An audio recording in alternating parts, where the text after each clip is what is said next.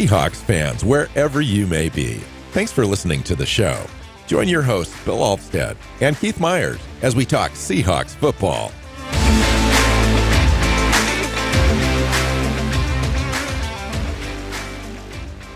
Hey, hi, Seahawks fans. Welcome back to another episode of the Seahawks Playbook podcast. I'm your host, Bill Alvstad, sitting down with co-host Keith Myers, here to talk Seahawks football.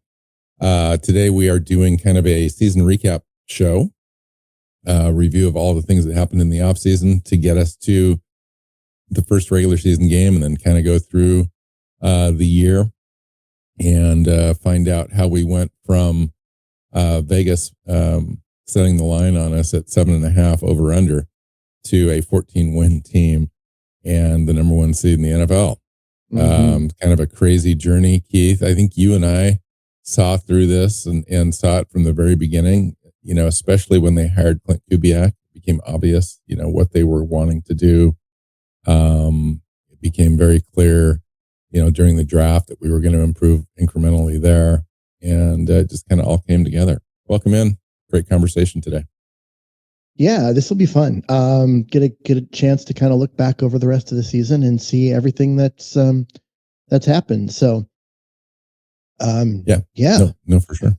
We should start with the news, though. There's a few things going on. Yeah, there is. I'll start with the schedule coming out for 2026. That's locked in now. We know who we're going to play at home and away. Obviously, the dates are still up in the air, but without including our own division, at home, Dallas, the Giants, Chargers, the Chiefs, the Bears, and the Patriots come into Lumen Field next year. This is a first place schedule. The road would be Washington Commanders, Philadelphia Eagles, Denver Broncos, Las Vegas Raiders, and the Carolina Panthers. Okay. I mean, it is what it is. It's funny, Keith. You know, last year I would have been kind of measuring the strengths and weaknesses of those teams, even this early, just kind of like, you know, superficially. And I just don't even care. Like, the Seahawks have such a dominant defense. We're going to be in every game, and I could definitely see a similar result if things don't radically change in the offseason for some reason. And we can talk about some coaching changes. I think that's one of the big news things coming up. Number one, I wanted to mention John Harbaugh being let go of the Ravens. People might not be aware of that. It just happened a couple hours ago. 18 years there. Mike Macdonald's former head coach, 180 win over those 18 years. Obviously, that's averaging 10 a year with a Super Bowl victory. So that's going to impact the head coaching chain of events and coaching searches and hires throughout this offseason. Him and Stefanski let go from the Browns, I think, will be the kind of premier guys that you're trying to get. And then there's a whole slew of other guys available, including a couple of our own coaches. We knew that Klint Kubiak was going to get some action. He was early on the Falcons' radar. Since then, the New York Giants, Cardinals, and Raiders have also asked for interviews from Klint Kubiak. Cardinals would be interesting on there, and I'll talk about it in a second. But I wanted to talk about also the Browns have requested to interview Aiden Dirty, the defensive coordinator for the Seahawks. You know, the guy's been a defensive coordinator for 2 years, has never called plays. He does 2/3 to 3/4 of the defensive coordinator's job. And yet he's getting head coaching. I think that just goes to show you just how much respect this coaching staff and this team and Aiden, I'm not going to take anything away from him, has earned around this league. I mean, obviously, right? And well, I would expect if he's going to go, I would expect him to go to a place where he has full control of the defense. Because right now it's Mike Macdonald's defense, and he just helps. If he could go to some place where he's got an offensive head coach and is given full control of the defense and show that he can do it himself, then I could see him having a much bigger profile as a head coach. But at this point, it does seem weird. Is it politically correct for us to be able to talk about the Rooney Rule and this situation? Well, I don't care about politically correct, but if that's the only reason why he's getting interviews, then that's. I mean, that's certainly happened in the past, Keith. I mean, we've seen it. Like teams interview these guys, and sometimes that it's legit, and sometimes it's to fulfill an obligation. It sucks. You can understand the rule, and then you also understand why teams do what they do, because they're checking a box. Yep. And that may be what this is. Now, with Aiden Dirty's first time out going for a head coaching role interview, good for him. Take it, use it as practice, whatever, right? You just got to kind of play the game in the NFL to be able to, and then 2-3 years down the road, you're looking for real opportunities. That may be what this is. I could be completely off base. I don't know. But it seems like that might be based on what you said. Like he has no experience. This would kind of be his first rodeo way out there with the big boys. And it seems kind of premature a little bit, but we'll see. Let's see. The other thing was the Charles Cross deal, Keith. I want to talk to you about that. Left tackle Charles Cross agrees to a 4-year extension worth $1.4 million, 26.1 average per year.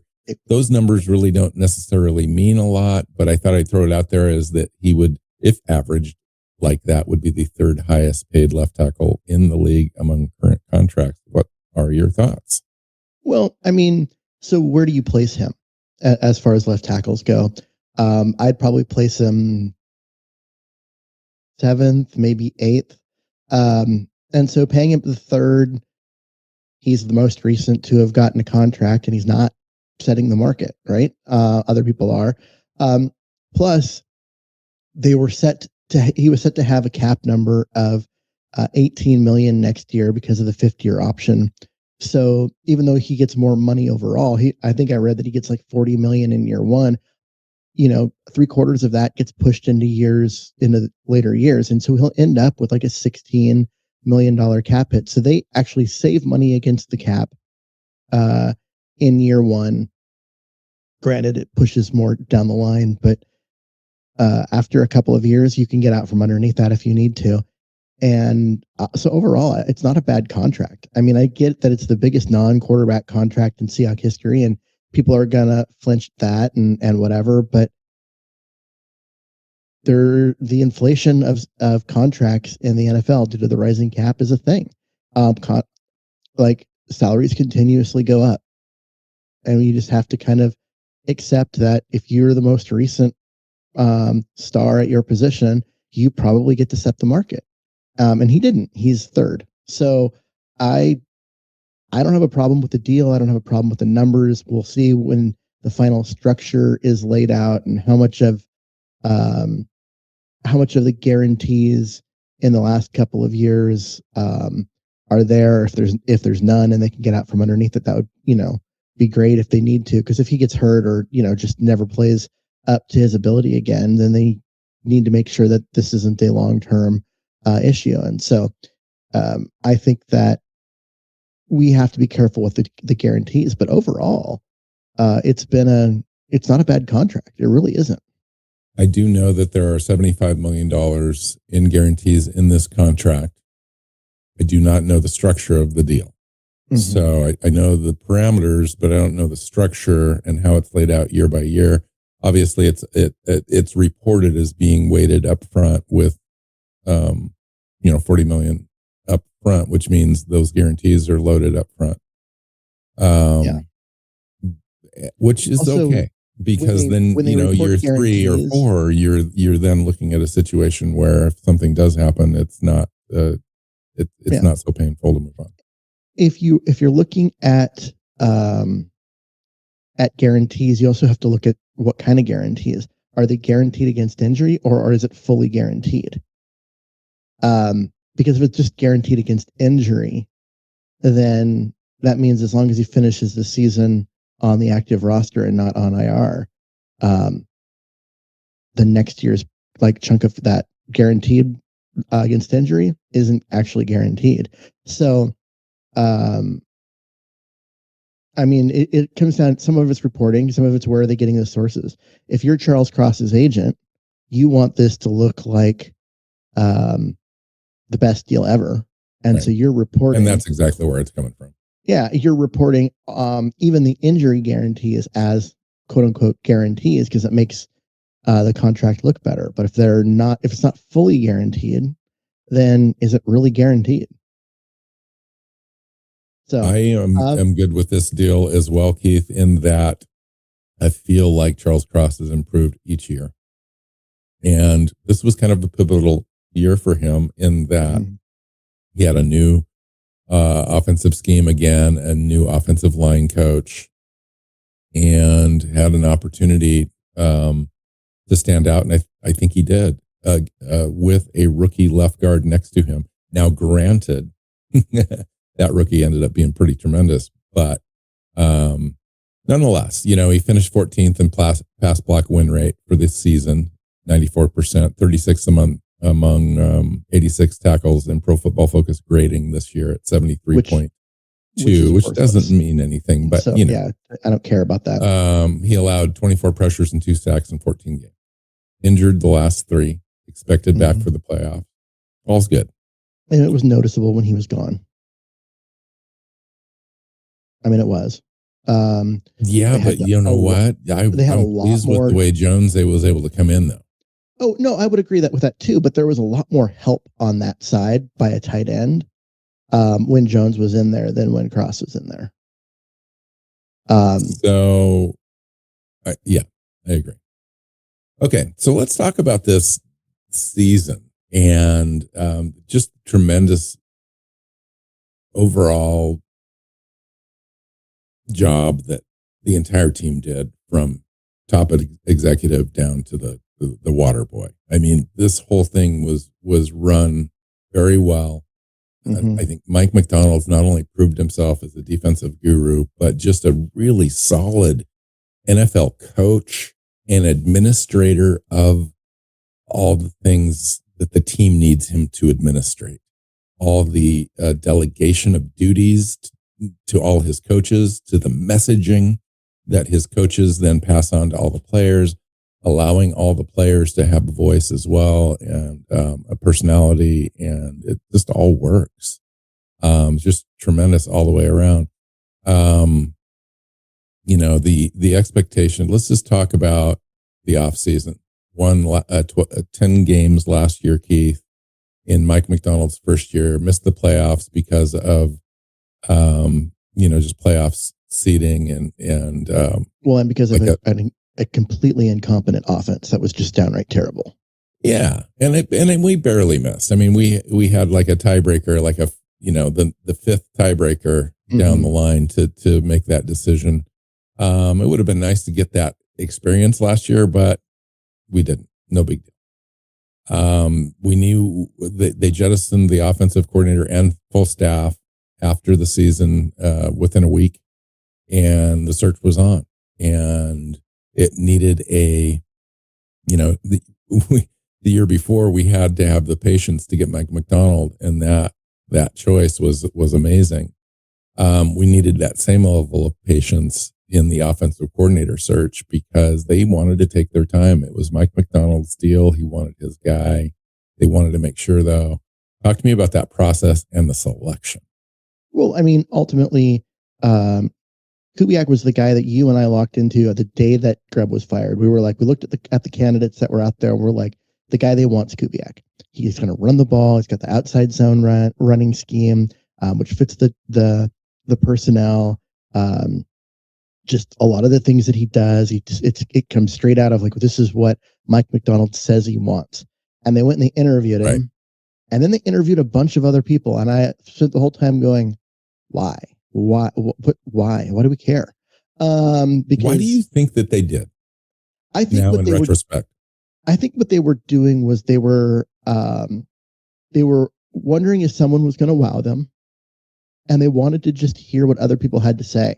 How would you make this offense work, given the talent that you have, and get a perspective of different guys that know football and have them tell you what they think they would do in order to make the offense work. And by getting a bunch of guys to do that, they're teaching you from their perspective. This is what they need to do. So I think they went about that, and I think ultimately they settled back on Kubiak, which was the right choice from the very beginning, and it proved that over the course of the season. Like, he came in and took what was an incredibly poorly coached offense and turned it into a very good offense. And part of that was he brought in like very competent complementary coaches. Yes, experienced coaches, guys who've been doing this in the NFL for a long time. John Benton, like 33 years. Andrew Janocko, to like 12 years as a quarterback coach. Rick Dennison, same sort of thing, 29 years in the NFL, run game coordinator.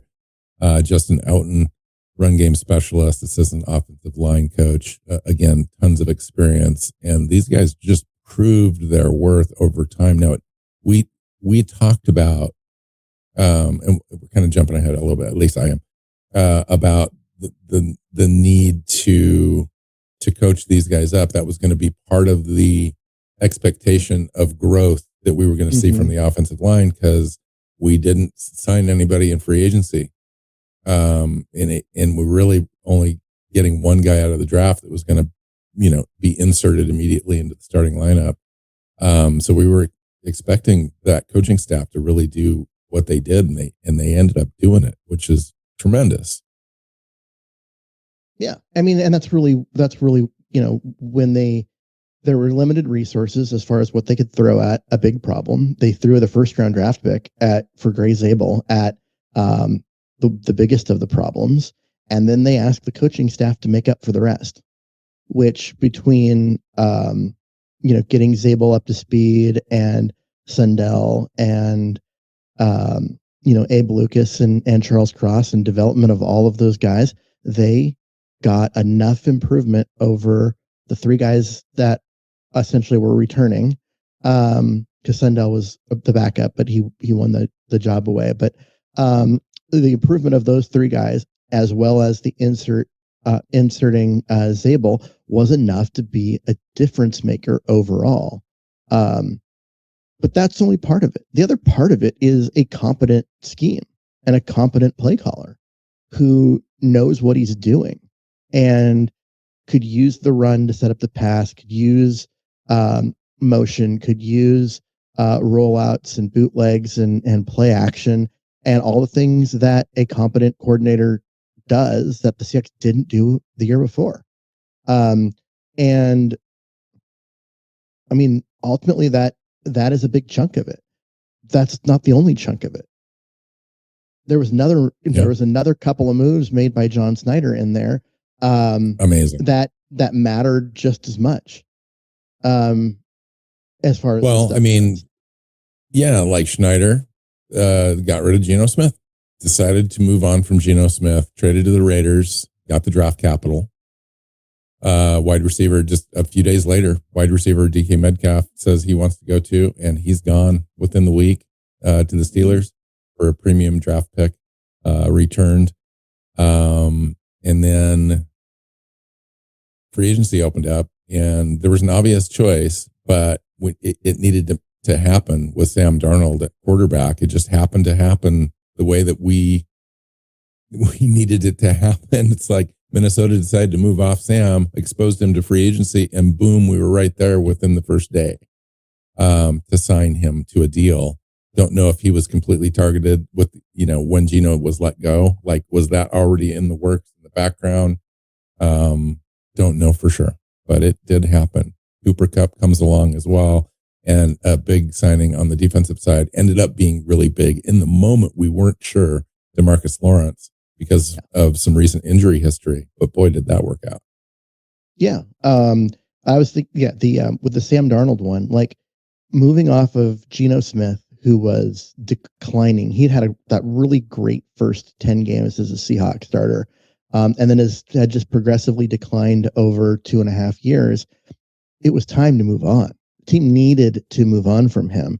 And the fact that they got the Raiders to give them a 3rd-round pick for it was, a stroke of brilliance. And then to go and get Sam Darnold for less money.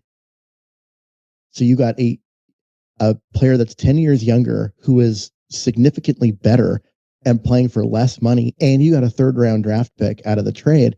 Like, that took you from being a 10-win team to, being a higher ceiling in your division. Yeah, I mean, it certainly increased the margin of error for the team, which is one of the things that you and I have talked about a lot over the years. Is for a while there was just no margin of error. A bad penalty at the wrong time, or you give up a sack at the wrong time, and it could cost you a game. And the Seahawks this year had a bigger margin for error. Sam Darnold threw 4 picks in that Rams game, and they had a chance to win. Yeah, we had Sam Darnold threw 14 interceptions this year and had 6 fumbles lost. Mm-hmm. And we still won 14 games. It's just unreal. Okay, so, we can talk more about a couple of these players. We also added Valdez-Scantling at the wide receiver spot. And then offensive lineman Josh Jones was one of those signings at the time that really didn't make anything. It was going to be a swing tackle, essentially replacing Stone Forsythe on the roster. We were like, okay, big deal. That's great. We got that handled. No problem. Yeah, it's nice. I mean, they got the quarterback that fit the scheme. Operated in play action under center. That's no problem with him. He could push explosive plays with the right protection. And that was going to be perfect. We were expecting, current players on our roster to kind of step forward as well, like Jackson Smith and Jigba. That was kind of an unknown at this time in the offseason. Mm-hmm. It was unknown if he was going to step into that role, those big shoes of DK Metcalf, and excel at that. Just didn't know. Yeah, he absolutely blew DK Metcalf's year away statistically. Both when DK Metcalf was the one here, and when he's the one on another team. Like, JSN did something that DK Metcalf had thought about and dreamt about, but would never got close to. And never will, really. Yeah. Okay. And so after free agency, how are you feeling about the team? You got new coaches, free agency. We're studying for the draft. There's a lot of stuff that we know that we need to fill. How do you think the Seahawks went about filling out free agency, and how comfortable were you as you headed into the draft? Well, I mean, I looked at it and I'm like, so they've done nothing on the offensive line. And yeah, they did this, like, quarterback do-si-do and that, but at least they got some draft capital out of it and got younger. Valdez-Scantling was not going to replace DK Metcalf. I was feeling like they needed to hit this draft, and they needed to hit it well, because there were just too many holes still that needed filled. Part of that was also I had sold just how big the DeMarcus Lawrence signing was going to end up being defensively. That turned out to be. I think everyone was in the same boat. Everyone, really. I mean, you couldn't have predicted that he would have played in every game and been the workhorse and force that he was. I mean, in your best possible case scenario dream, yes, you could have said that and nobody would have taken you seriously. So it worked out tremendously in the end. Okay, so talk to me about the draft. Like, how did that go for you? Did it check all the boxes that you wanted it to, or at least some of them? It checked a lot of them. I mean, I went through and I don't know if you remember when we did my shadow draft afterward, where I go through and I pick, whenever the Seahawks make a selection, I make a selection. And so I don't have control over trades or anything. It's just whenever they do, who's on the board, and I get to pick. And I picked Zabel when the Seahawks picked Zabel, and I picked Nick Emenwari when the Seahawks picked Nick Emenwari. I loved both of those picks from the moment they were made because they were perfect. They were exactly what the Seahawks needed at position and talent, but also were great value. It's not like there was no reaching to be had. So they got a guy who, after this year going forward, barring injury, you're going to expect that he's going to be one of the best guards in the NFL. Just hands down. Like he was the good. highest rated player in all of the NFL at any position in week 18. Yeah. It's crazy. He's just been phenomenal. Has he been perfect? No. He's made a lot of mistakes that rookies make. But when he isn't making those mistakes, he looks dominant. And so as he continues to improve and get better at his craft, he's only going to get better. And so I thought that was a home run. And you know what? This year was an adjustment year for him. Like, you're going from playing, 11 games in college football to playing 17 games. And, it was a slog. He started every snap, it's just like one of those things. But I thought that he did real well, especially down the stretch. And then, going into the playoffs with a couple of weeks rest on his body is going to do wonders too. So that's great. Nick Emenwari, dude, I agree with you. Like, Nick that was a knock out of the park. Probably defensive rookie of the year. I mean, I haven't looked in a great detail as to who else would be in contention for that, but seriously, he's a guy that has made that big of an impact on so many games. And he missed the first three. Yeah, he's second on the team in tackles. Wow. I did not know that. Behind Ernest Jones.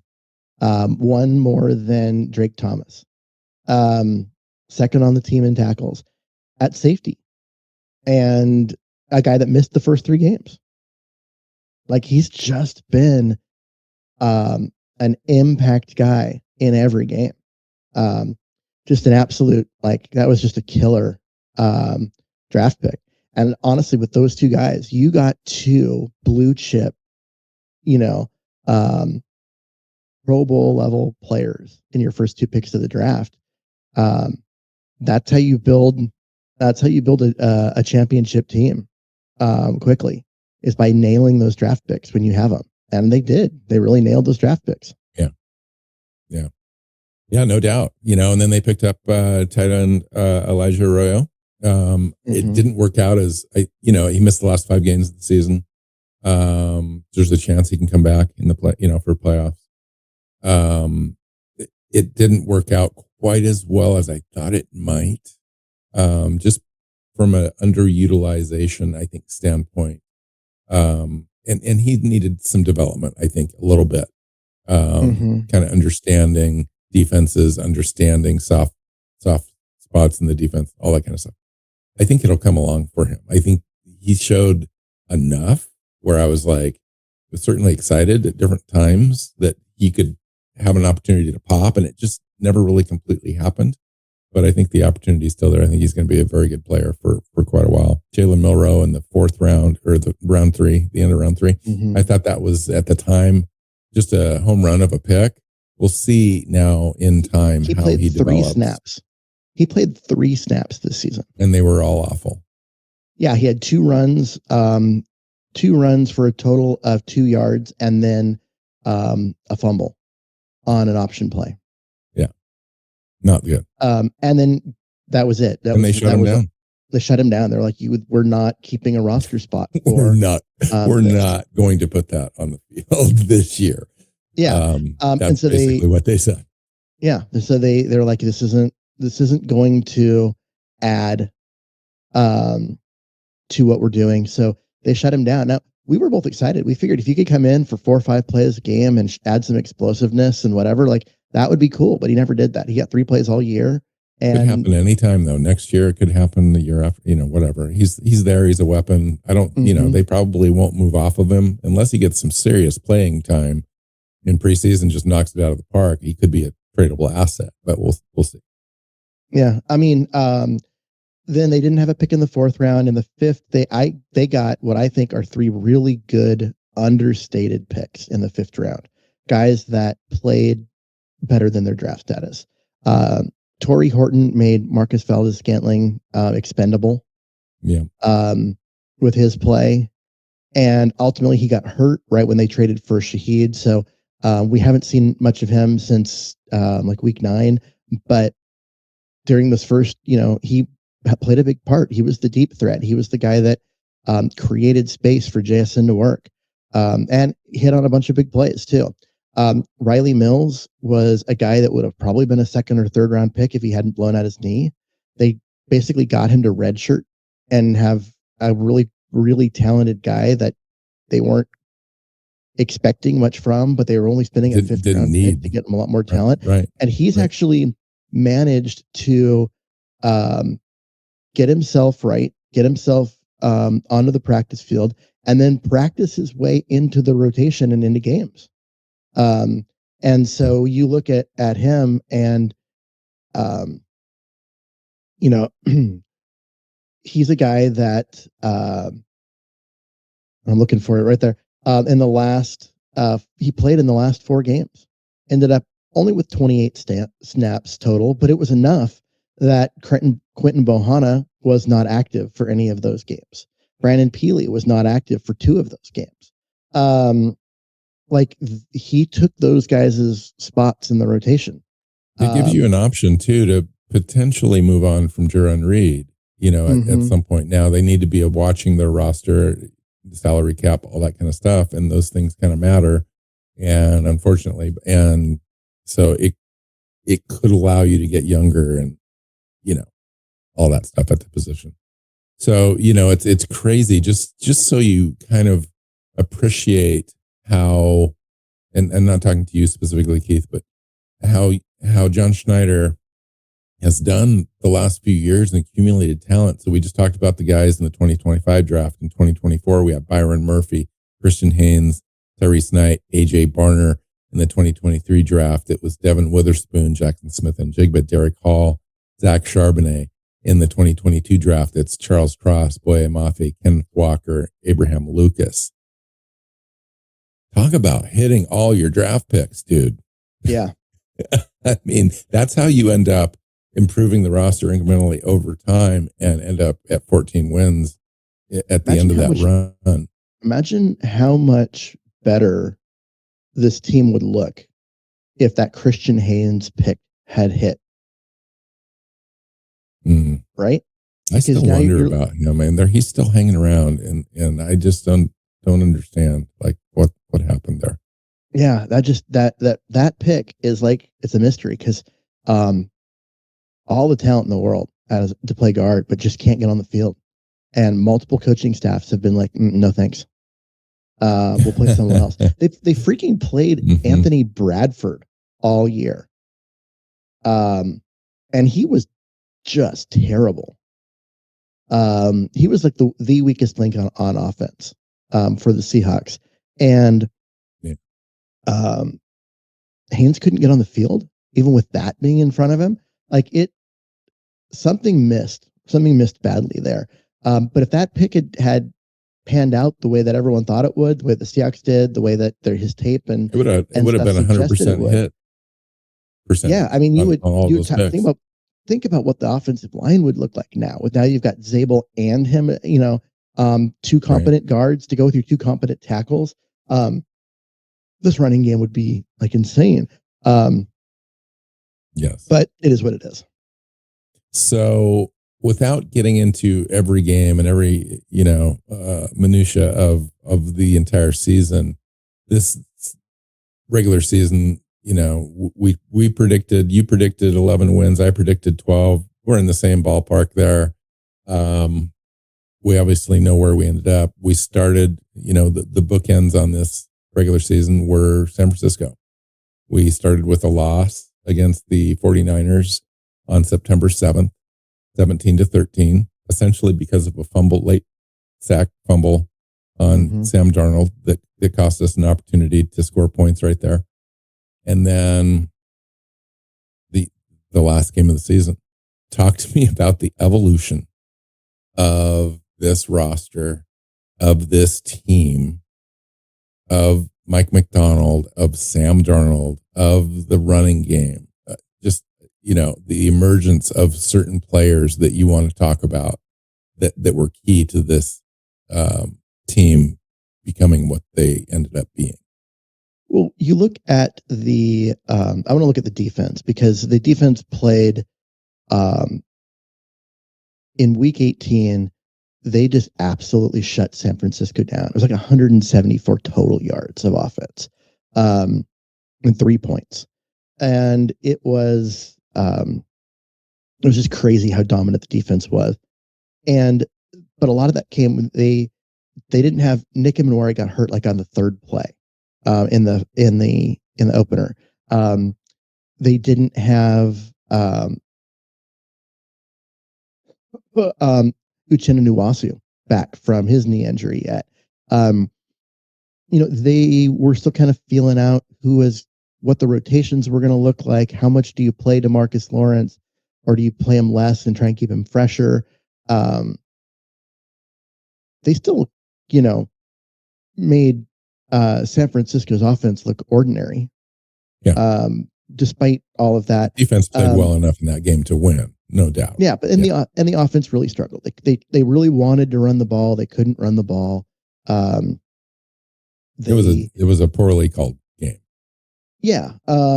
And this was a San Francisco team that still had Warner and Bosa, their two best defensive players, in there, and they made life difficult for Seattle. In fact, Bosa was the one that forced the fumble that ended the game. Those guys got hurt before the last game, and on top of, so San Francisco was diminished, but then Seattle was improved. They'd gotten healthy. They'd gotten their guys back. They'd figured out all their rotations, and they had just gotten better over the year. And it was just an absolutely dominating performance there in week 18 to show that, it was a statement game. It was this is our division. This is our conference, because we're the number 1 seed now. And it was for the defense, it was a statement win. And for just to see they started out really good, and just how much they had improved despite starting out really good is kind of crazy. Yeah, no, they finished the season ranked number 1 overall in DVOA, and the defense ranked 12th in DVOA of all time. Number 1 overall. Offense was 10th overall. Defense was number 1. Obviously, special teams 2nd. Passing offense was 5th. Rushing offense moved all the way from 28th early in the season. I think by the Buccaneers game, we were 28th in the NFL in DVOA. By the time it ended, we ended at 14th. And we were top 10 in the last 6 games. Mm-hmm. And that's how we moved up. Passing defense first, rushing defense first. Keith. Yeah. That is a complete defense. That is a very good defense. First. That is passing a very defense good first. Defense. That's crazy. The Seahawks run defense faced Bijan Robinson, Jonathan Taylor, Kyron Williams, Rico Dowdle, and Christian McCaffrey in the last 5 weeks of this season, and they allowed 0 runs over 12 yards. Yeah. I mean, just look at how badly they shut down Christian McCaffrey. Yeah. What was it? 23 yards running. Yeah. And it's not like the Seahawks were way out in front and the 49ers had to throw, because, missed 4th down and a couple of missed field goals kept the game close enough for most of the game that San Francisco had the option to run it. They just simply couldn't do so. Yeah, the defense, wasn't just hot. Just didn't get hot. They were structurally elite. That's the best news, I think, heading into the playoffs, is this team is not just a fluke. It's not just against bad teams or whatever. It's against every team, and the best teams that we faced, we played at an elite level. I mean, the only team Well, other than the Bucks, and there were some injury concerns in that game, right? But the Rams had a lot of offense against us in that second game. Now, that first game, we played them very tight, and without those 4 turnovers that Sam Darnold had in that game, we lost that game 21-19 with 4 interceptions. The second game we won, even though they had 578 yards against us, franchise record against our defense. Hats off to them. Hopefully that never happens again, but it did happen. Well, you look at that. You look at the game against Tampa, right? And Devon Witherspoon didn't play, right? So you end up with Reek Woolen missing half the game, and Devon Witherspoon's not out there at all. Early.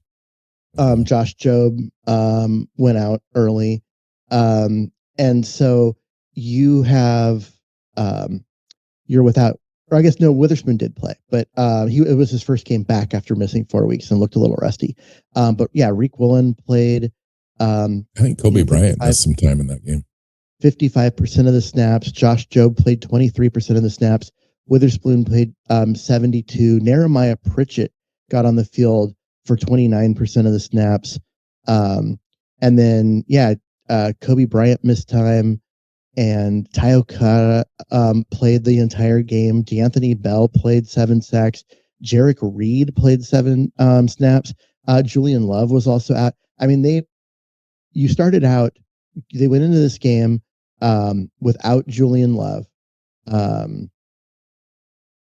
and then lost Josh Jobe, Reek Woolen, and Kobe Bryant, and Nick Imanwari. Like, that's what happened in that game. They were pulling guys off the bench that weren't meant to be out there as defensive players. They're there for special teams, and throwing them out there and basically being like, go stop this team. So and they just couldn't do it. Give me 2 offensive players, Keith, that you would be remiss if you didn't highlight why they had meaningful years this year and made a difference. Well, you got to start with Barner, the tight end. He ended up being the guy who, won out as the top tight end on the team, played more than twice as many snaps as anyone else, led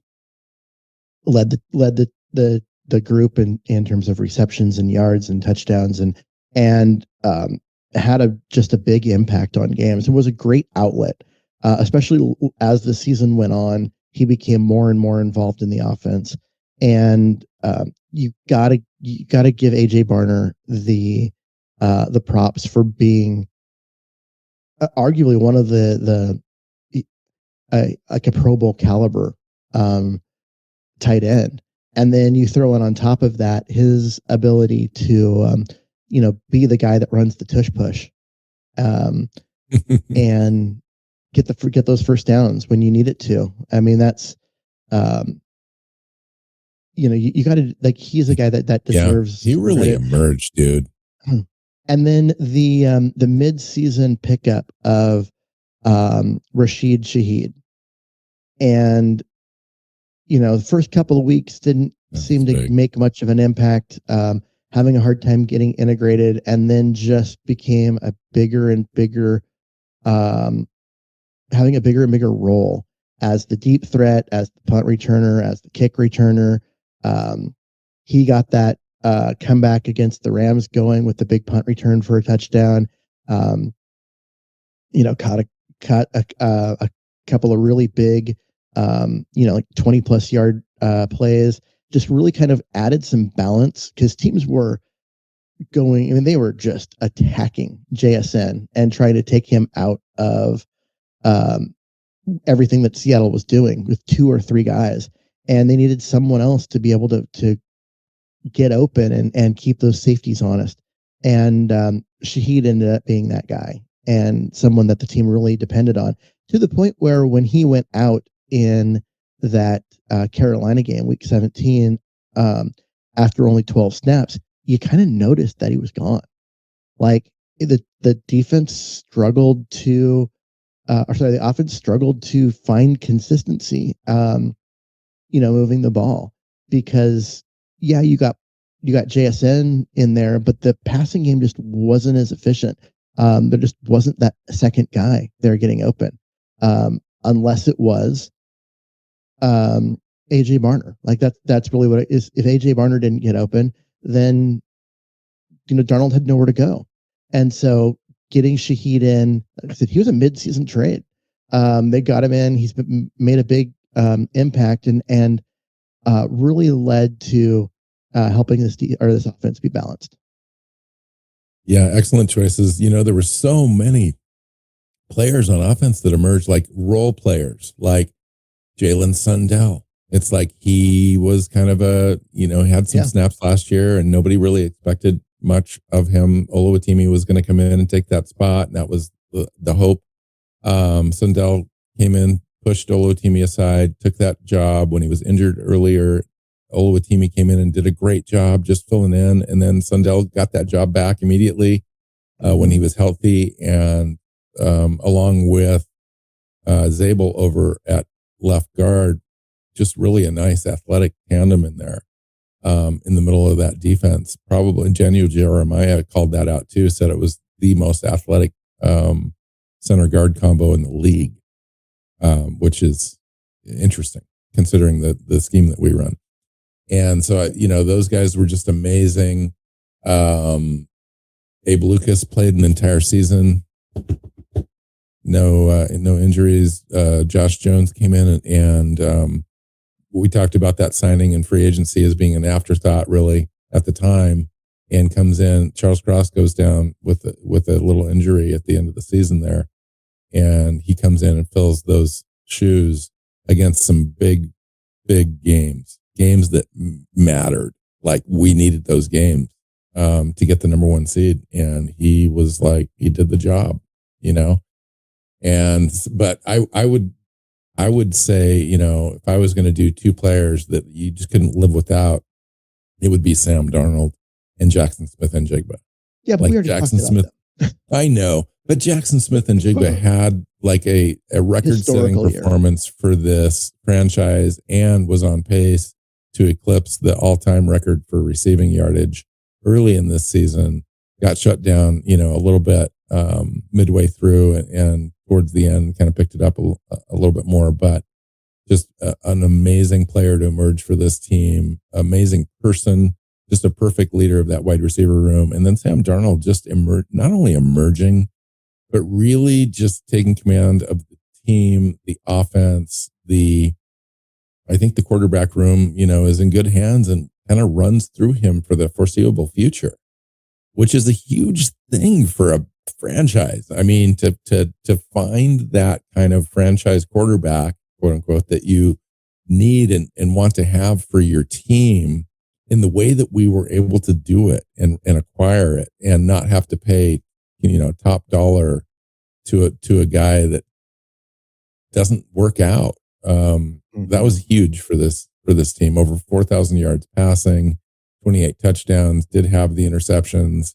but the team had a roster around him that was able to overcome those. That's going to need to be monitored, I think, in the future. Like you're going to need to have a stacked roster around a player like Sam Darnold. I think that's just the way it is. But he's never going to be that guy that leads,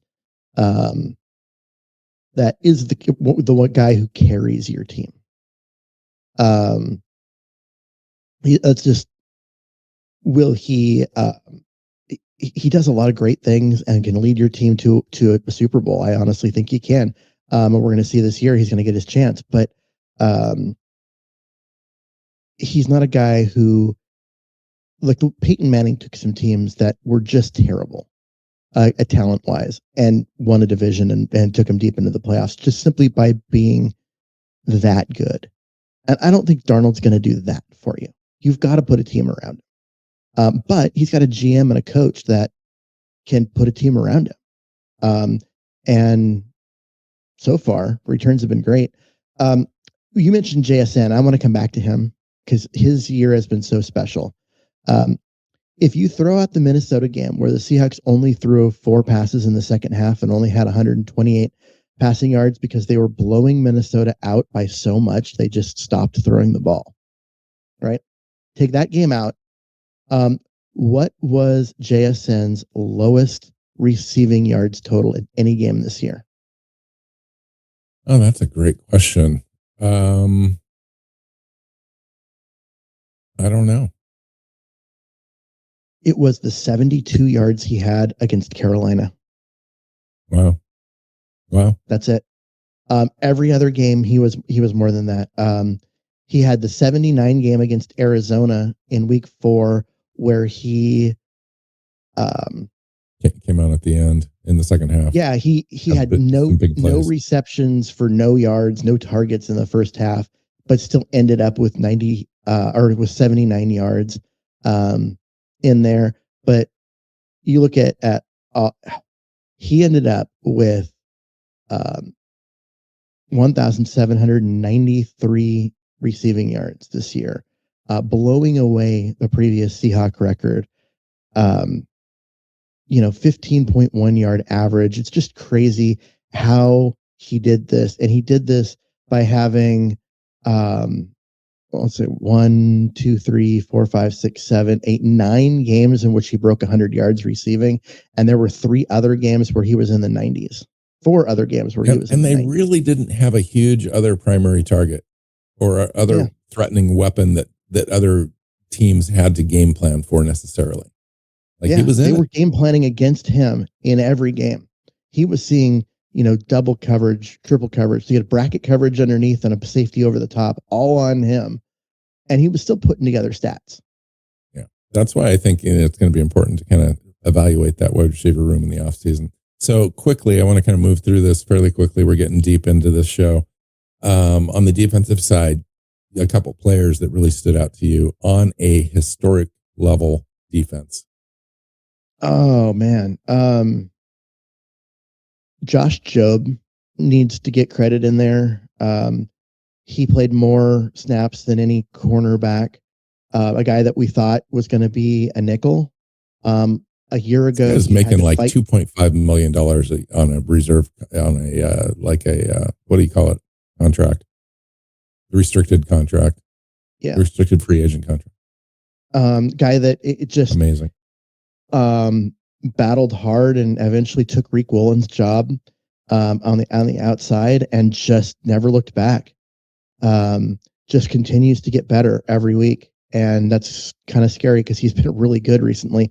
But yeah, he's been a guy that you can't get out of this show and not mention him and his improvement. It's just been crazy. And then honestly, like Ernest Jones's impact and what he does for this defense he's not the best coverage linebacker, but he means so much to this team in terms of, being the signal caller for the defense, the guy that gets everyone lined up properly, all the communication stuff, his ability to fill in the run fits and all of that. He led the team in tackles by a wide margin, with more than 50 tackles more than Drake Thomas and Emanwari, who were both within 2 of each other. And it's just like he mattered. He missed a couple of games in there. And when he wasn't there, you could tell. You really could. And that's even with Tyrese Knight playing in those games or in one of those games and playing well. When Jones and Knight both weren't there and it went down to like the Patrick O'Connell group, then you saw just how important those linebackers are to Seattle, because it really did not work well when both Knight and Jones were out. So there's so many players, Keith. But I would say, Drake Thomas needs to be mentioned. Yeah, he's one that, dude. Absolutely. Yeah, he's just one of those players. He shows up like every game. You're like, okay, that was an amazing play. He just has a propensity to have big plays in big moments, including that interception that went off McCaffrey's hands in the 49er game. Just an amazing, really nice, aware play in that moment. Ended up being the biggest play in the game. DeMarcus Lawrence, the addition early on, his Drake Thomas's missed tackle rate early on in the season was kind of atrocious. Great in coverage, but man, just watching guys bounce off of him was painful. But as the season progressed, he got better and better at that. And you look at the last 3 weeks and the number of solo tackles where he's out in space and he gets a tackle and it just shuts the play down. It's a guy like Nick Manwari being around in the area all the time, I think allows a guy like Drake Thomas to play more free. Yeah. And fast. And really, the whole defense kind of operates that way. Like everybody's just kind of really playing, swarming the ball. And so you feel like you can go make a play as opposed to really kind of hesitating. And that benefits a player like Drake Thomas for sure. Yeah. Obviously, DeMarcus Lawrence. Oh yeah. DeMarcus Lawrence is just had a great impact, not only on the field, but off the field, and just a great player. I thought Leonard Williams had a back-to-back seasons that were just some of his best work in the NFL. And then Byron Murphy had a breakout season like we hoped for. He did. Just an amazing overall. Nick Manwari obviously is a player that we've talked about already as just being a fan favorite, and rightly so. There's just players all over this roster. I couldn't go also without mentioning Michael Dixon at punter, and Jason Myers led the league in scoring in points. To a certain point, I can't remember if he's still the points leader in the NFL, but he was right there. Just did a great job this year. Missed a couple of kicks, but you got to measure the entire season with somebody like that, and he's done really well. So I think overall the roster is built to last. It's built to win.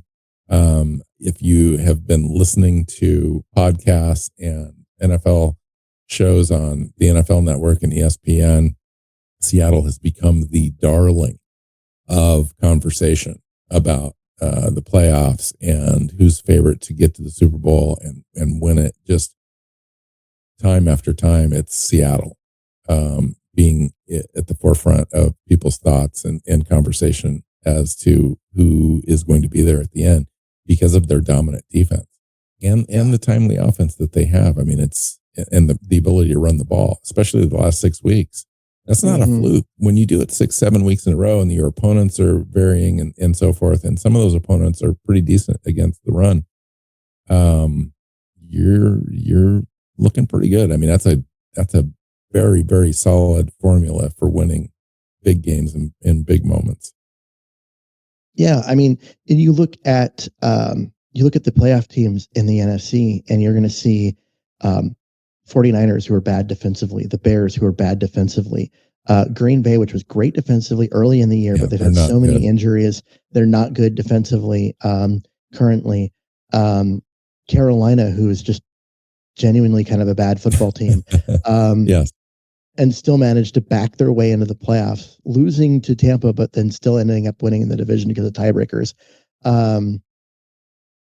Yeah, there's really only 3 teams in the NFC that scare me at all. That'd be the Rams, the Eagles, and the 49ers a little bit still. Especially if the 49ers bring a couple players along on their defensive side. They could have an impact. So true. I just don't see them having. We saw what their offense does against Seattle's defense, and it's nothing. So if the Bears and Eagles both win their games this weekend, the Seahawks will host the winner of the Rams-Panthers game on Sunday or on Saturday. Which means they'll host the Rams because the Panthers are not beating the Rams. I wish as much as I don't care, I kind of care. Like I would if I'm going to have to face the Rams, I want to face them in the NFC Championship game. To have them come in for a conference game, that's tough, man. It's tough. It's going to be a war. It's going to be a battle. Like, I don't care like what the predictions are or what you think or whatever. It's like these an opportunity to play them again when you've had a bye, and your guys are rested and everything, and they didn't. They're banged up coming from a road playoff game back into your home for another road playoff game. That's a situation that if you're going to play the Rams, I want them in that game. So the Bears play the Packers. Honestly, Eagles play the 49ers. Yep. The Rams are the best team in the NFC besides Seattle. Yeah.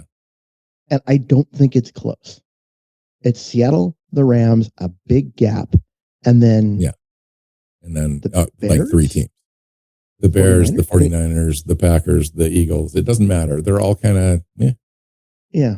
It's the Rams, man. And that's why I don't really want that game on the conference weekend. I'd rather have that as the NFC Championship game, but it is what it is. Like, can the Packers beat the Bears? Yes. If that happens, then we probably would end up playing the Packers in the conference game. Packers are ranked 7th. Oh, they're 7th. They would absolutely play the Packers. And so we would play the Packers if the Packers can beat the Bears. If the Packers can beat the Bears, the Seahawks get the Packers because they're the lowest remaining seed. If the Bears win, then you're going to see probably one of San Francisco or the Rams, because I expect one of those two teams to, even though they're the wild card team and on the road and whatever, I think they're better than the teams they're playing. Okay, the 49ers and the Eagles are kind of even, but nonetheless, those games, the Rams are a much better team than Carolina. These it's the playoffs now. It's like, throw all that stuff out. These are going to be battles. It's just going to be the way it is. And Seattle, I'm not worried about our defense. I really am not. We need to be able to also score points. And there's really only a couple defenses of note in the playoff. I think the Eagles have a decent defense, and I think the Rams have a great defense. Yeah. And so that's going to be the ones that you're going to have the hardest time in. I think the other ones were good because our defense, I think, shuts down any other team. In fact, we could shut down the Rams on any given day. They got us one time. The other game, though, we shut them down pretty good. So even with four Sam Darnold interceptions, the defense did enough to give Seattle a chance to win that game. So, but in the second Rams game, it was a lot like the Tampa Bay game where there was a lot of injuries. Yes. So, and a lot of scoring, a lot of points. Yeah, this is fun stuff.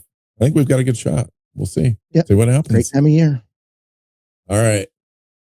Good show, fun show, good reminiscing. Now it's all forward from here. We've got 3 more games, and you win all 3. You're hosting another Lombardi. Yep. That's where we want to be. Do you think we're ahead of schedule or right on schedule? I think we're ahead of schedule. I think we're a year ahead of schedule. So that bodes well for next year. Yeah. Because I think you look at this team is incredibly young. And they're really young. And to be where they are now when they're this young and they don't have the experience yet. It's a great look. I mean, it's a dominant team. All right. Find Keith on Blue Sky at Myers NFL. You can find me at NW Seahawk. The show is Seahawks Playbook Podcast. Find us on your favorite podcast platform and our YouTube channel. And we'll see you next time. Go Hawks. Go Hawks. Seahawks Playbook Podcast listeners, thanks for joining us for another edition of the show. You can find us on Twitter. Bill is at NW Seahawk. Keith is at Myers NFL. And the show is at Hawks Playbook. You can listen and subscribe to the show at SeahawksPlaybook.com.